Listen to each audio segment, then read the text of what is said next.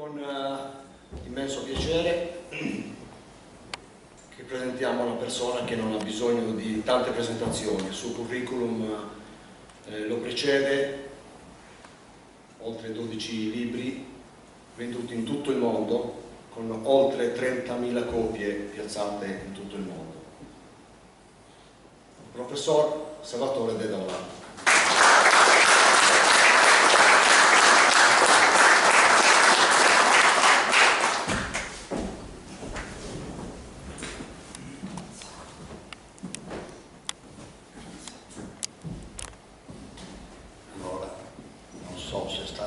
Forse è meglio che mi sieda, no?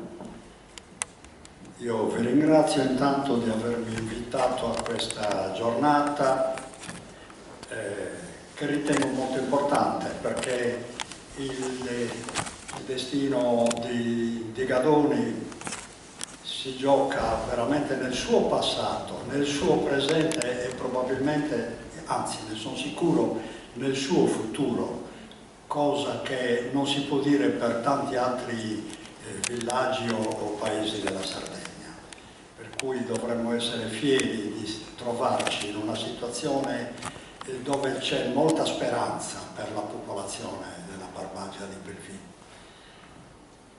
Io vorrei dare il mio contributo partendo ovviamente dalla preistoria e mi intratterrò specialmente su quel campo perché non solo è la mia materia, ma credo che sia bene illuminare un po' lo scenario in cui si è manifestata la civiltà di questo territorio. Un territorio, detto fra noi, che io ho girato un po' tutta la Sardegna, questo è uno dei territori più belli in assoluto della Sardegna, anche dal punto di vista paesaggistico, voglio dire, no? Per cui, insomma, poter parlare di Gadoni in termini di speranza è una cosa, direi, esaltante persino. Non dico parole troppo grosse, per carità. È la mia convinzione, io non sono abituato ad alisciare le spalle a nessuno. Per capirci dovrei partire proprio da questa cartina, un po' la fotografia di una carta tridimensionale, dove vediamo Gadoni,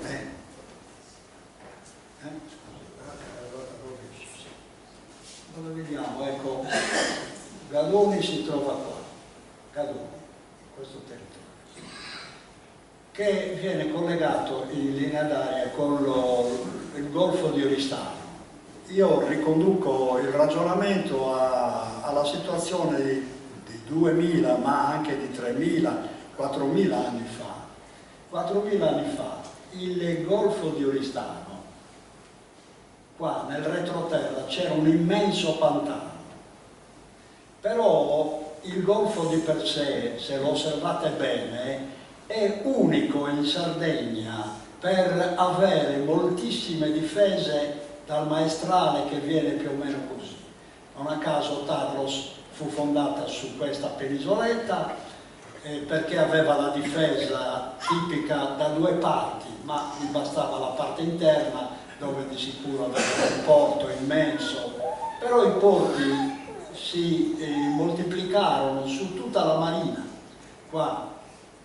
Ed era possibile portare a questi porti o a questo grande porto di Taros moltissimo materiale. Io qua non ho portato, l'ho elencato in un libro, la toponomastica in Sardegna, tutto il materiale che gli Sciardana e i Barbaricini potevano portare a valle per la vendita. C'era un grande commercio in questo territorio proveniente dalle zone interne, assolutamente non prodotto dagli abitanti della costa, anche perché gli abitanti della costa, salvo la vernaccia che fu prodotta in questo territorio, che era già famosa da allora, come ho spiegato nei miei libri, e poi fu valorizzata da Mariano d'Arborea, salvo la vernaccia avevano pochissime produzioni, per il fatto che metà dell'Arborea, l'Arborea è tutto questo territorio, ma metà dell'Arborea, specialmente l'Oristano in giù, era un immenso pantano, dove era impossibile passarci d'estate, talché le persone che da Sassari a Cagliari erano costrette a fare la via maestra, che poi fu chiamata Carlo Felice, passavano solo d'inverno perché d'estate avevano paura di prendersi la malaria. La malaria la chiamavano aria cattiva, malaria, perché non sapevano ancora che era l'anofere. Però in realtà non è così, perché io nei miei libri ho dimostrato che i pastori nell'Arborea esistevano e la famosa mastrucca, di cui parlarono molto male i romani, era tipica dei pastori dell'Arborea. La mastrucca con la pelle e col vello all'esterno la utilizzava anche in piena estate per difendersi dalle punture dell'anofere. Loro sapevano già cos'era la malaria, perché io questo l'ho letto in varie occasioni. Gli antichi, i nostri antichi padri, di cui abbiamo perso la memoria, conoscevano persino l'origine della peste. Peste in sumerico significa la malattia dei topi. La conoscevano già, altro che avevano una memoria e una consapevolezza che noi abbiamo perduto per mille questioni dovute alla guerra, all'ignoranza generalizzata. È chiaro che la cultura va ricreata giorno per giorno, no?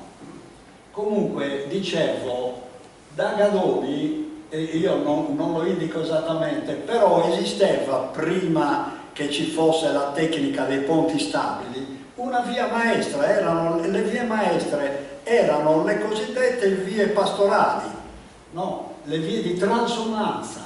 Le vie di transumanza passavano direttamente qui, passavano nel territorio di Laconi e poi aggiravano il Monte Arci, passavano tra il Larci e il Coso, come si chiama il monte, adesso non mi viene, qua in mezzo per Mogorella, e sboccavano nell'Oristanese Stabile, però al di sotto del fiume Tirso, che sbucava accanto a Oristano.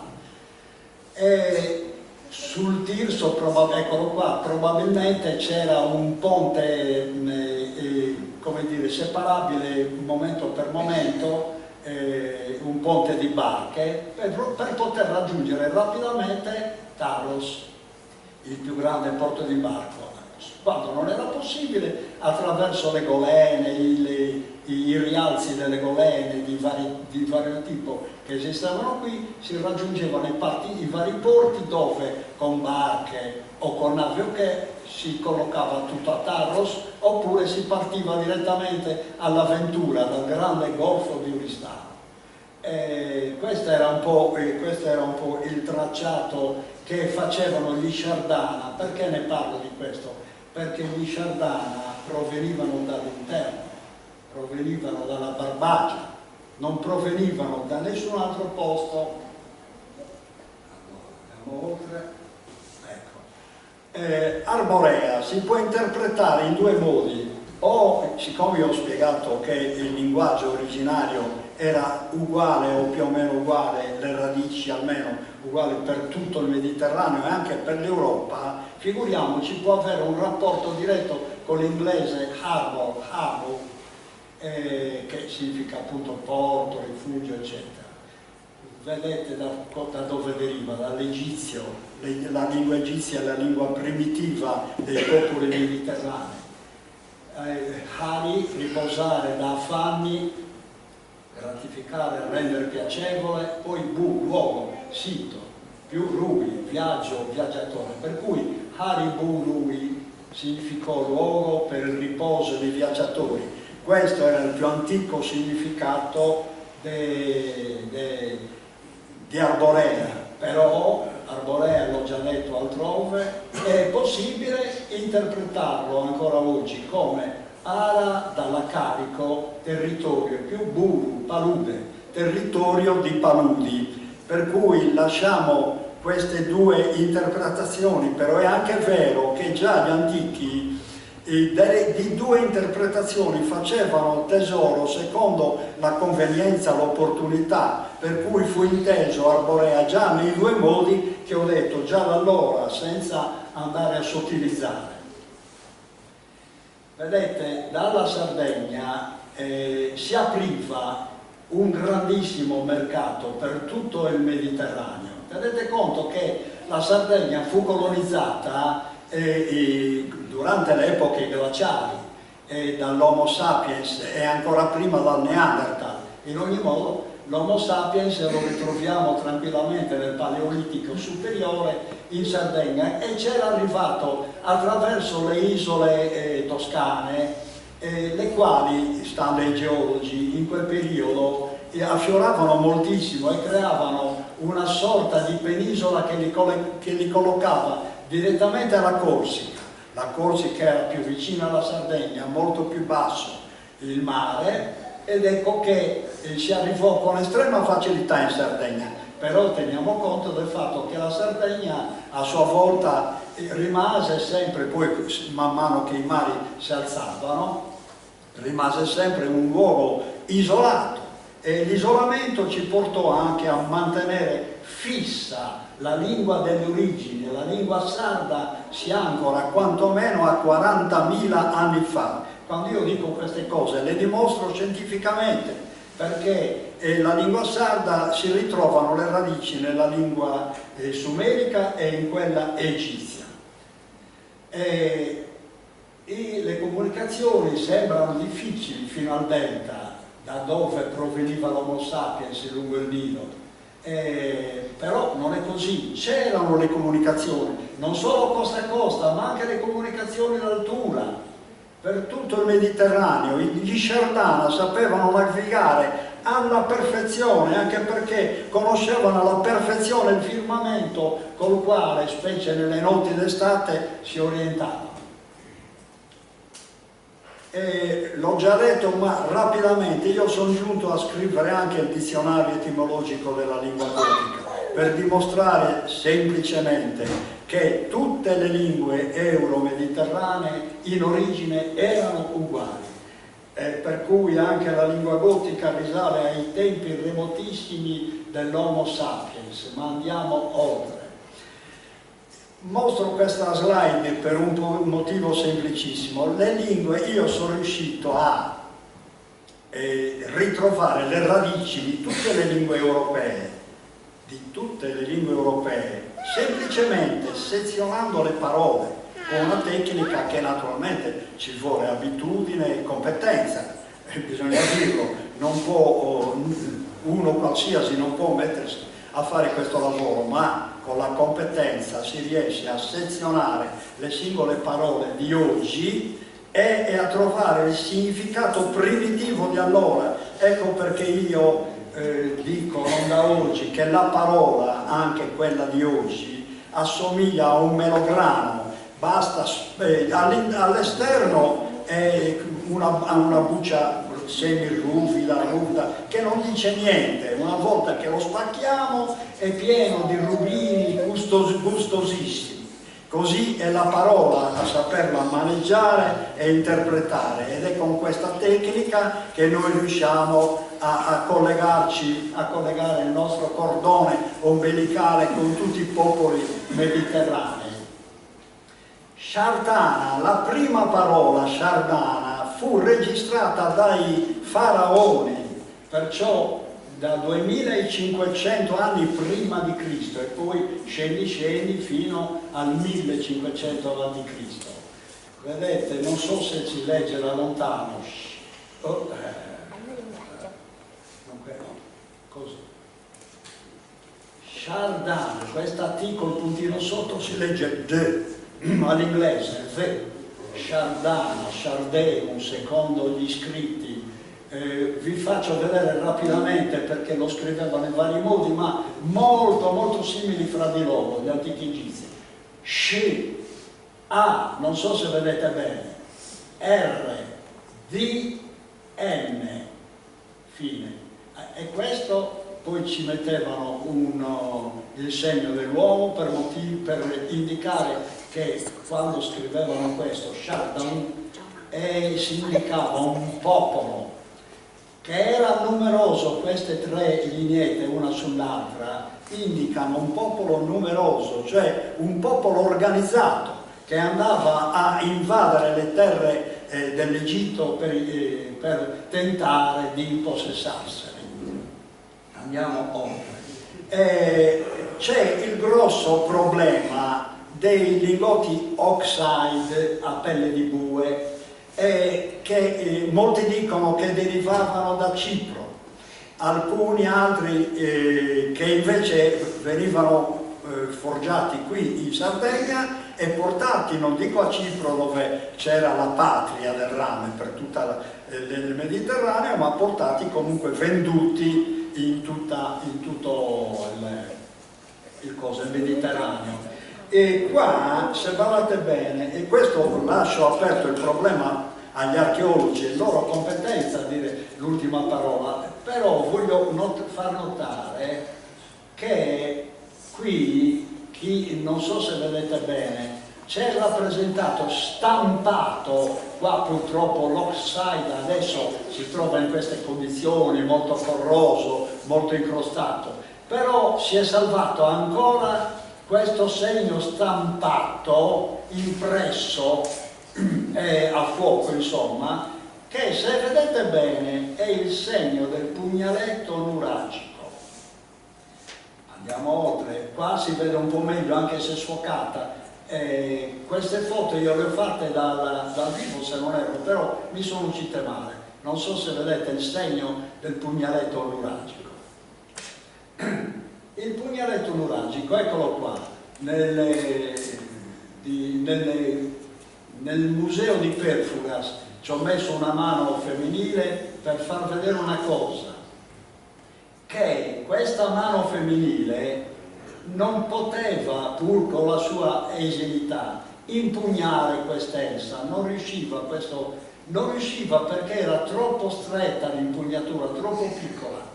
Per cui questo pugnale che noi troviamo rappresentato in molti bronzetti nuragici e anche nelle statue di Monte Prama, questo pugnale secondo me era un simbolo tipico della Sardegna. Infatti questo pugnaletto che io ho indicato nell'Ox Hide indica nel linguaggio ciprio-lidio significa esse, come Sardinia, come Sardegna. Non so se mi spiego. Rimane aperto il problema se dobbiamo interpretare l'Oxide trovato in Sardegna, taluni anche in altri territori del Mediterraneo, se dobbiamo interpretarli come provenienti da Cipro per la Sardinia o viceversa che partivano dalla Sardinia col marchio Sardinia per essere commerciati in tutto il Mediterraneo. Sono problemi aperti che devono risolvere gli archeologi, i quali si facciano avanti se vogliono dare un contributo alla cultura sarda. E qui entriamo, ci avviciniamo sempre più, anche se non serve, al territorio di Gadoli, perché questa miniera, è stato già detto che era un po' nascosta. Walter De Ida nel suo libro lo scrive molto bene e io condivido al 100%. Questa è l'unica miniera della Sardegna che fu non solo nascosta, ma fu protetta dall'invasione romana. Non so se mi spiego, perché i romani entrarono in Barbagia esclusivamente per commercio. Io ho elencato che ci sono non meno di 20 prodotti che venivano commerciati da Lisciardana, che venivano portati al porto di Oristano di Tarros per poi essere commerciati nel Mediterraneo. Prodotti che in pianura non potevano nascere: il legname di pregio per le navi, il miele, le pelli di pecora, la lana e 100 altre cose, una ventina di prodotti. Gli Sardana hanno continuato a commerciare anche dopo l'invasione romana, perché i romani, che occupavano soltanto le città, le pianure e le miniere lungo le coste, non potevano fare a meno dei prodotti Sardana, dei barbaricini per intendere. Non potevano farne a meno perché anche quelli erano prodotti di mercio, di smercio, non solo per le città occupate dai Romani, ma anche per il commercio che era in mano ai Romani, per ovvie ragioni, perché i Romani espropriarono i sardi del commercio. Metallo, come vedete, deriva dall'accadico metallum, pietra preziosa. Questa parola è chiaro che si rifà alla preistoria, ai momenti precedenti, ai secoli precedenti la metallurgia, quando si parlava di madallum o matallum in termini di pietra preziosa, punto e basta, pietra di valore. Perciò non era ancora collegata al metallo in quanto tale, però il metallo poi ebbe la sua parola, che mantenne questo concetto di pietra preziosa, lo mantenne fino ad oggi. Miniera, anche questa è una parola preistorica, perché deriva dall'egizio men, amuleto, genere di ornamento, oppure veste preziosa per i riti, oppure menu, dono, offerte, cerimonie, monumenti, templi, cioè avevano edifici commemorativi colossali, obelischi, tutto con menu, più ari, specialmente ari, oeri, leggieri, infatti ho scritto, più che altro questa parola veniva letta eri, perciò meneri o minieri significava modellare, sfoggiare, cioè per miniera si intese originariamente quello, tutto ciò che poteva essere preso dalla terra per modellare, per sfoggiare, per rendere ricca la persona che si impossessava di questi materiali. Quello significa miniera, in origine. È tutto collegato al concetto di bellezza, di lusso, miniere. Lo ritroviamo nel sardo manera, azione cortese, sempre collegata alle miniere, sempre al periodo pre-metallurgico. E ce li manteniamo ancora, vedete il cordone ombelicale tra l'oggi e gli ieri, antichissimo. E tutto qua, in queste parole che ci riportano la realtà della nostra civiltà, che non ha mai resecato il cordone ombelicale sino ad oggi. E anche il minio era quell'ossido di piombo con il quale, per esempio, le donne egizie si truccavano gli occhi, per esempio, le guance, non so se si legge da lontano, minio, sempre collegato a miniera, men, amuleto, tipo di ornamento, indumenti, eccetera, eccetera, eccetera. Con questi termini gli egizi indicavano ciò che usciva dalla normalità per meravigliare il minio, sempre collegato con la miniera. Io vi sto trattenendo ai tempi preistorici per far capire che non si è mai spezzato il cordone ombelicale e dobbiamo essere fieri che non si sia mai spezzato. E qui veniamo al il rame, e qua iniziano i problemi, se vogliamo, cioè in logudorese si dice ramene, arramene, in campidanese arramini, in genovese rammo, e deriva tutto dal sumerico, ra, solare, luminoso, più mu, incantesimo. Perciò rame significò in origine incantesimo splendente, oppure splendore incantevole. Vedete un po' che concetto avevano i sumeri 4, 5, 6.000 anni fa del rame. In accadico abbiamo questa parola che io ho scomposto, ramu, ce la troviamo già agglutinata, ramu, amore. Perciò già le popolazioni contigue ma diverse, o gli accadici soppiantarono poi i sumeri nello stesso territorio, giunsero a utilizzare questa parola scomposta componendola in ramu, amore. Dagli alchimisti il rame nel Medioevo veniva non a caso nominato come Venere, oppure Meretrix Metallorum, cioè la puttana dei metalli, perché si lega con tanti metalli, va bene? I romani la chiamarono il rame Aes, o Aeris in genitivo, dal sumerico Ash, desiderio, brama, cupidigia, struggimento, libidine, perché era questo il colore del rame, dava tutte queste sensazioni, quando è lucidato è di una bellezza incredibile. Le altre forme della declinazione da Aeris ce le abbiamo nell'accadico Erium, Uerium, Eru, rame, ancora qua. In sumerico abbiamo Erida, rame. A Roma il rame veniva chiamato anche Cuprum da Kypros, dov'era l'isola di Cipro, no? Dov'era la più alta quantità di rame, perciò aveva due nomi già a Roma. Guardate com'era importante il rame. Cupros a sua volta diede il nome a Cipria, la cipria che le donne usano per incipriarsi, eccetera, legata all'Afrodite perché emerse dalle spume del mare di Cipro, Afrodite. Kypros a sua volta deriva dall'accadico curcum, grumo di sangue, per i numerosi affioramenti di rame nativo. E andiamo oltre. Guardate qua, sapete tutti cos'è? Sarramadura.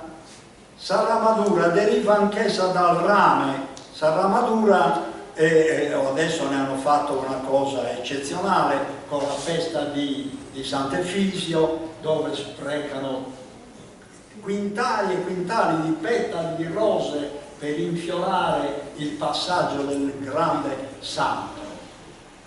Fanno tutto questo perché Sarramadura è collegato al ramo, cioè all'amore.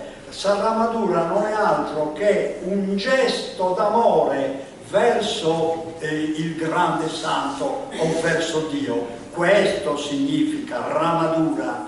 Mentre invece se voi andate in internet a cercare cosa significa, ebbene ci sono i giornalisti di Migliorina che dicono hanno tutto sbagliato, perché ramadura non significa cospargere di petali, significa ramificare il terreno, buttare rami nel terreno. Questi sono i nostri grandi interpreti della cultura sarda. Vabbè, lasciamo stare. Ramadura significa atto d'amore verso Dio e verso il santo. Qua naturalmente veniamo anche a ramine e ramine, a ramene, gramene in logudorese, ramine in gaburese, che è la gramigna. Anch'essa, la gramigna, deriva più o meno dagli stessi radicali, ra, solare, luminoso, più mu, incantesimo splendente, e si collega sempre all'accadico ramu, love, amore. Perché dico questo? Perché evidentemente i nostri antichi padri avevano un concetto molto simile per giustificare, per dare corpo alle loro idee relative sia al rame da una parte, sia al valore alimentare e pertanto economico delle erbe di cui avevano bisogno il bestiame. Cioè collegarono questi due concetti. Come vedete non erano solo i poeti, i nostri antichi padri, erano anche persone che sapevano di economia, che sapevano gestirsela. E adesso vediamo, stiamo sempre arrivando, man mano arrivando qua, Raminosa. Arriviamo a Raminosa. Vedete da dove deriva il nome? E anche questa va scomposta, appunto, spaccata come il melograno per vedere cosa significa Raminosa. Ce l'abbiamo in egizio Ra, il dio del sole, il dio sole, più Migni, il dio della riproduzione, più Ush, ingrassare pecore e bestiame grosso. Raminosa, secondo me, ha questo collegamento primario, Raminush, cioè il luogo dove ingrasso le pecore e il bestiame grosso. Allora, qua chiaramente ci troviamo di fronte a un dilemma: stabilire definitivamente se Raminosa possa significare primariamente questo oppure significhi territorio ricco di rame. Io, così come ho spiegato per Sarramadura e per altre cose, l'origine della parola ramine, eccetera, io direi che entrambi i concetti si sposano nell'antichità per dare un'idea poetica e anche economica del territorio, perché qua, l'ho osservato anche in questi giorni, si capisce che 2, 3, 4.000 anni fa c'erano molti pastori che vivevano in questo territorio valorizzando la foresta e la terra in tutti i modi possibili. Qua noi ci colleghiamo anche, scusate se faccio forse una parentesi, ma può essere importante perché noi abbiamo il Rom che vicini a Isili si insediò un gruppo, un clan, probabilmente era un clan, non una tribù, di Ramai, come tutti sanno, ed esistono ancora i Ramai a Isili, anche se si sono ridotti a una sola famiglia che produce ancora oggetti di rame. Venivano chiamati Rom, il loro linguaggio viene chiamato romanistica, gergo di Ramai di Isili, che stanno a un tiro di schioppo da qua, per intenderci, perciò vicini sempre al rame di Fontana Raminosa. In sumerico ritroviamo la loro composizione primaria romanisca da costruzione, manu, legno, salice, osservate bene, più ishku, distribuzione. Romaniscu si può interpretare come colui che costruisce con salici e distribuisce. Allora, questa parola risale a prima che quel clan di zingari, chiamiamoli così per ora, io ho tenuto una conferenza ad Isili per spiegare chi erano veramente questi Rom. Quando volete la terrò qui a Isili, no? a Gadoni questa conferenza, perché è di estrema importanza. Il Rom, molti dicono, è una tribù o un clan che traghettò dal continente, tutti tornano sempre alla solita questione della colonizzazione, che io non accetto. Non accetto che si interpreti la storia della Sardegna sempre in termini di colonizzazione, non l'accetto. Proprio la parola romanisca fa capire che questo è un termine primario nato in Sardegna, allorché in virtù del Rio Mannu che scorre vicino a Isili, accanto a Isili, sotto Isili, in virtù del Rio Mannu che era ricchissimo di salici, lì si impiantò un gruppo, insomma, di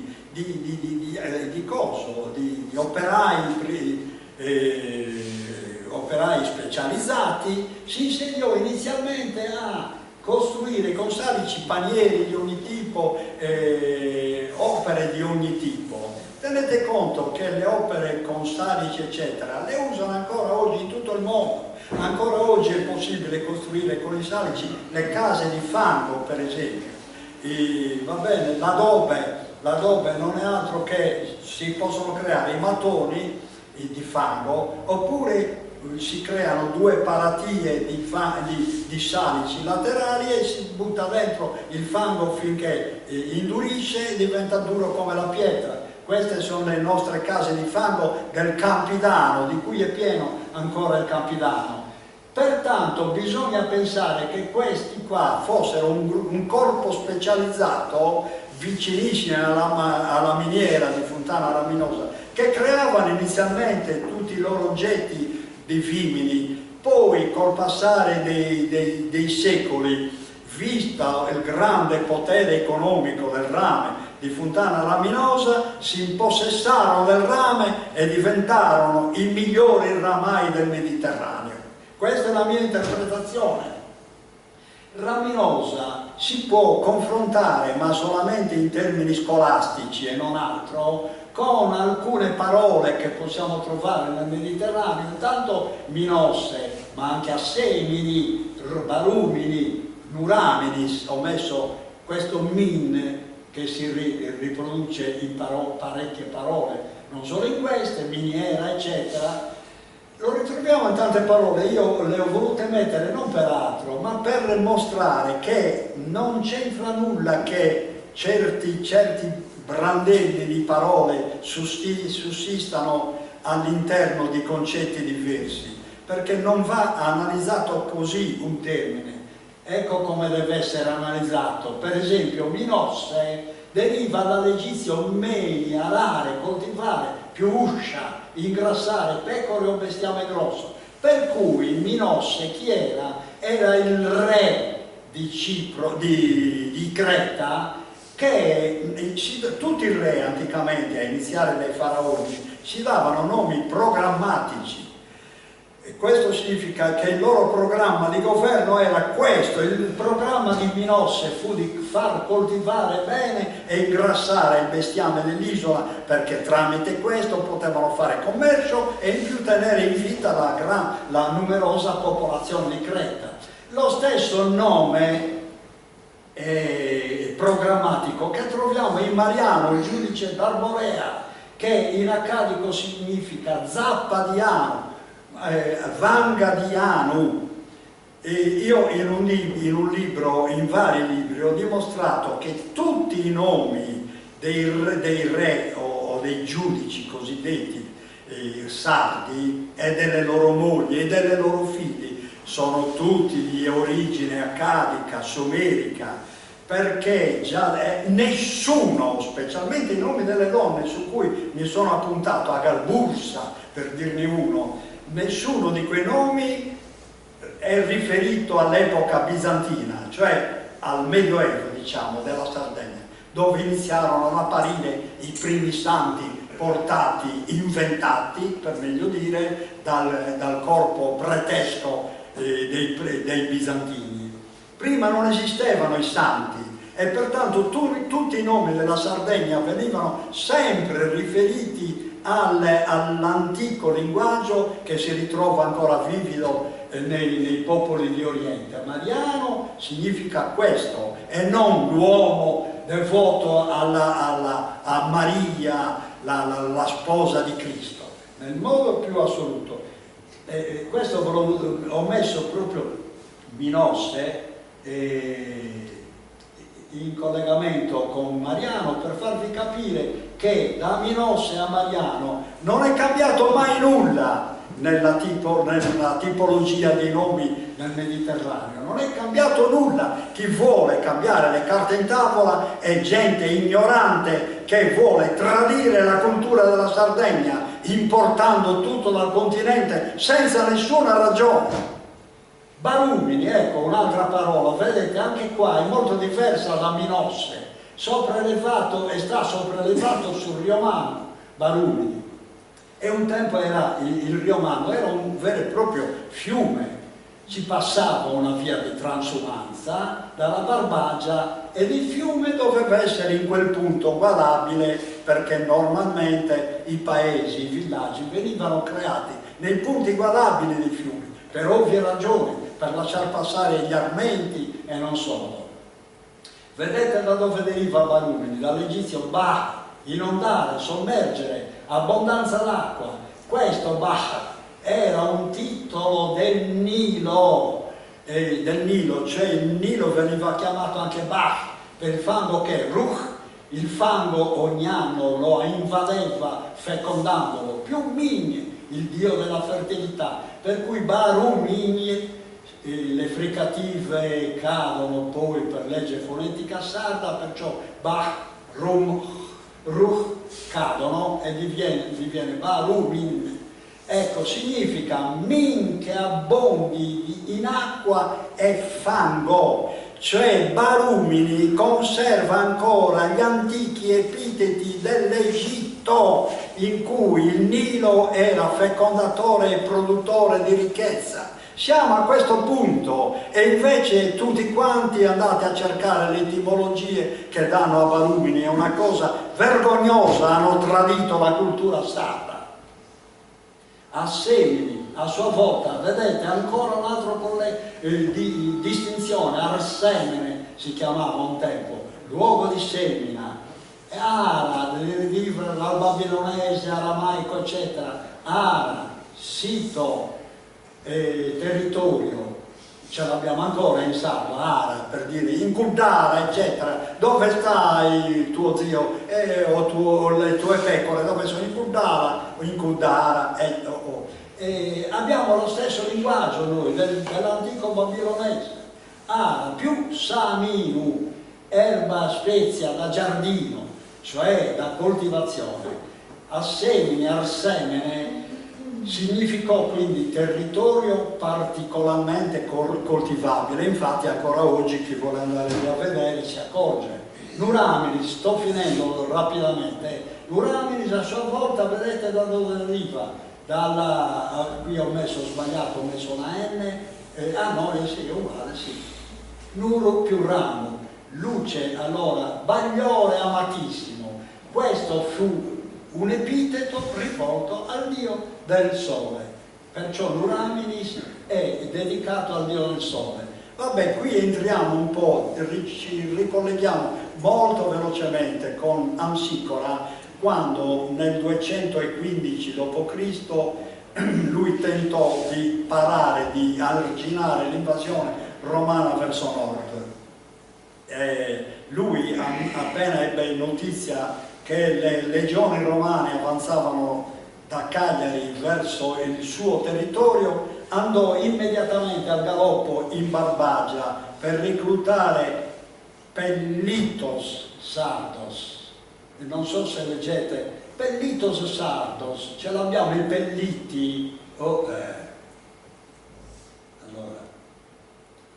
i Pelliti ce li abbiamo in Roma, per esempio a Roma li chiamavano Velites, ma era la stessa parola. Pelt, vedete che è uguale a Pellito, hanno tolto la I ma è uguale in greco, peltastai, cioè pelliti con le aste, con le lance. Pertanto è chiaro che Pelliti, Velites, peltastai significò semplicemente guerrieri d'assalto. Vedi il latino pellere, assalire, italiano impellente, che urge, che assale, e il cognome Pillitu, guerriero d'assalto, che invece tanti idioti collegano all'organo sessuale dell'uomo, eccetera, come che una madre 2.000-3.000 anni fa potesse dare il nome al proprio figlio con quel nome lì, è pazzesco. Cioè bisogna anche avere un po' di intelligenza nell'interpretare le cose, no? Pillitu, guerriero a Galoni, c'era il bronzo arsenicale, ecco perché collego Amsicora con il Pellitos, Sardos. Era capace questo bronzo arsenicale di allevare i Pelliti, che erano ricercati e pagati. Erano loro e non altri che composero il corpo degli Sciardana, che andò a invadere con armi potenti tutto il Mediterraneo. E veniamo ai Barbaricini. Voi siete Barbaricini. Questo Barbaricini, anche lì non si è mai voluto capire. Sì, i romani, non sapendolo interpretare, la Barbagia la chiamarono Barbaria, cioè il luogo di barbari, ma non è così, perché deriva dall'accadico arbu, aspro, incolto, più ricco, libero, più accadico enu, signore, dominatore. Arbarichenu, libero signore delle montagne. Questo era il significato di Barbaricini e non quello che dicono i soliti idioti che hanno costruito la cultura sarda. Barbaricini, poi qua si può dare un altro significato, ma non stiamo a indugiare, dai. Fermiamoci a Gadoni. Ho già dimostrato per quanto riguarda Barumini e Nuramini, eccetera, che la maggior parte dei nomi di luogo, di nomi di paese, di villaggio, erano quasi tutti in Sardegna dedicati a un dio o alla sua paredra, alla dea, perché già nell'alta antichità gli dei erano sempre affiancati alla dea, tutti avevano la parte femminile accanto a sé, tutti. Gadoni è collegato al dio, voi qua dite Adoni, che sappia io, no? È collegato col dio Adon, dio dell'amore, era un nome universale in tutto il Mediterraneo, concorrente, se vogliamo, a Ramu, che significava in accadico ugualmente amore. Questo Adon è collegato all'egizio Atum, il dio sole. Siamo sempre lì, il dio sole che crea la vita.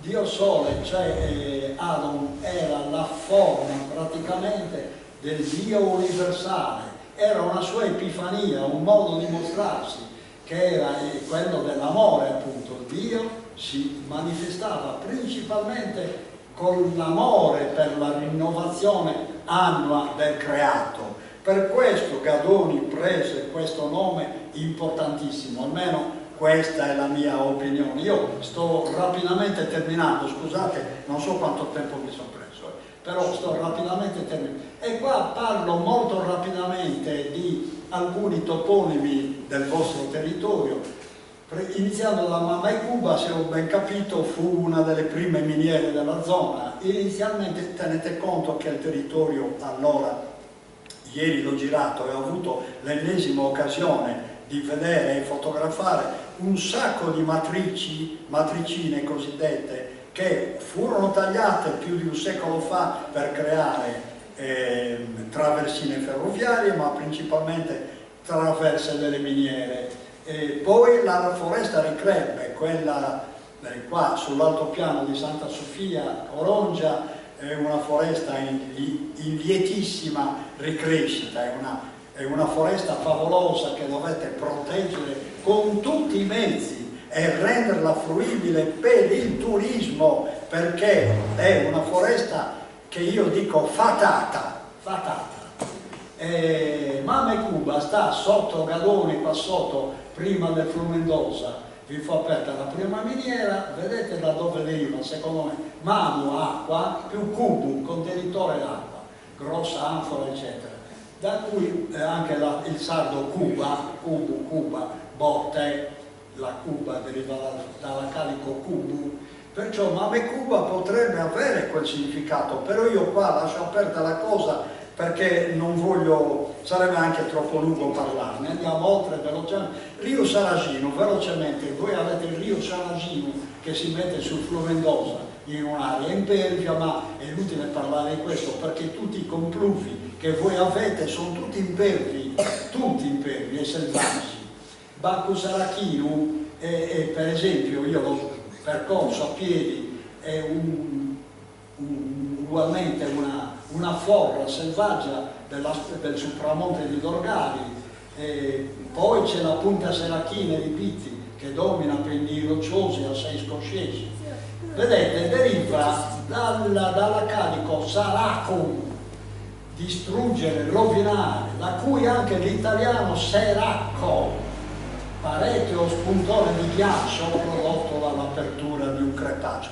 Vedete com'è piccolo il mondo, cioè tutte le radici mediterranee si sposano fra di loro e arriviamo a Corongia, Carona, Carongiu, Corona, insomma ha tanti nomi simili in Sardegna. Sono più che altro, per Corongia si intende quel territorio che ha tante eminenze, precipiti a sagoma cilindrica o tonda che spuntano dalla foresta o sono spuntoni e pareti comunque precipiti, e quelli sono, per chi non l'abbia ancora capito, i serbatoi d'acqua del territorio di Gadoni, perché sono i punti più alti del vostro territorio da cui, guarda caso, arrivano le sorgenti e calano le sorgenti fin qua.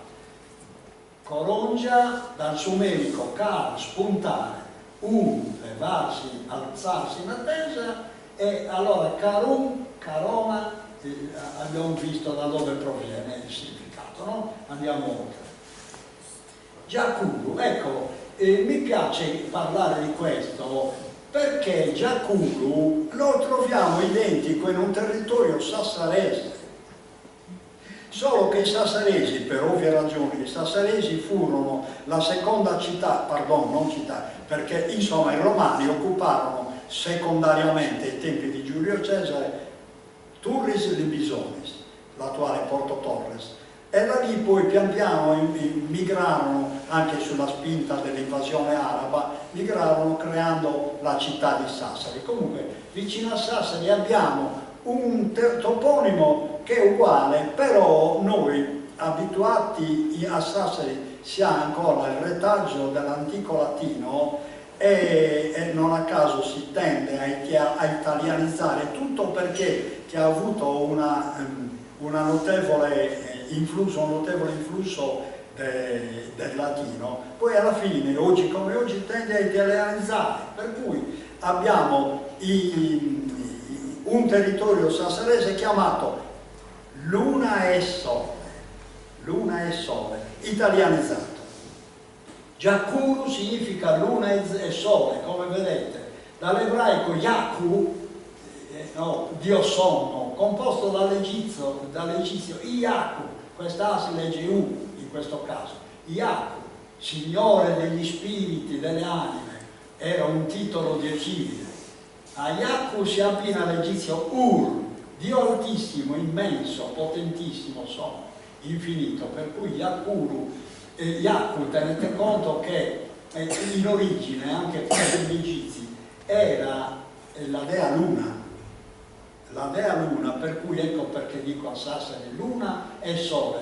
Yakur si può interpretare come Luna, proprio 4, 5, 6, 10.000 anni fa, come Luna e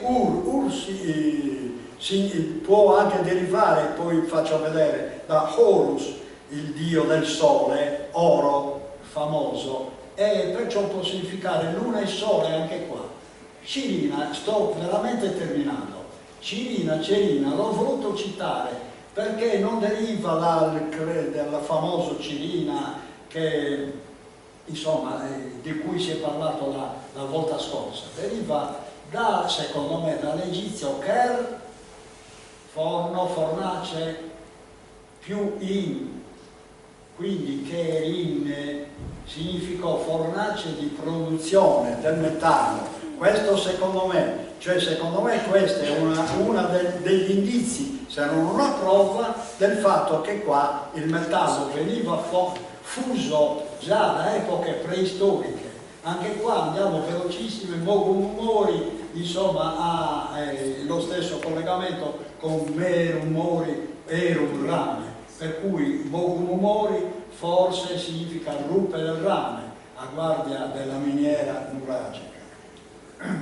E vabbè, io direi che voi, se mi permettete, chiudo qua, perché l'ho fatta troppo lunga, se no dovrei parlare anche degli altri minerali, eccetera, che un po' si fanno, come dire, da corona al rame. Però io smetterei qua e chiudiamo pure. Chiudete voi, non so come. Grazie di avermi ascoltato.